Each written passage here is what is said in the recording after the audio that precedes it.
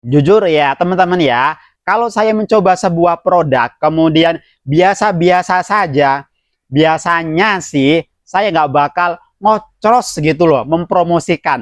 Tapi ini beda, susu Etavit. Saya merasakan manfaat yang luar biasa banget di saat saya itu terjadi gangguan pernafasan seperti batuk-batuk, sesak nafas, ya bahkan sampai kedinginan di kala pagi.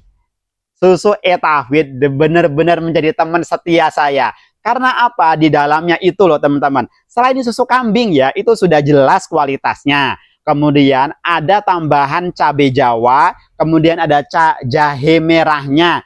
Ini loh ternyata yang bikin suasana itu suasana sensasi hangat di bagian tenggorokan. Jadi ketika kedinginan di saat pagi hari minum ini hangat badan, ada hangat-hangat gitu loh. Dan yang punya gangguan pernafasan itu bisa terbantu banget. Mau coba? Silahkan dicek di keranjang kiri bawah ya.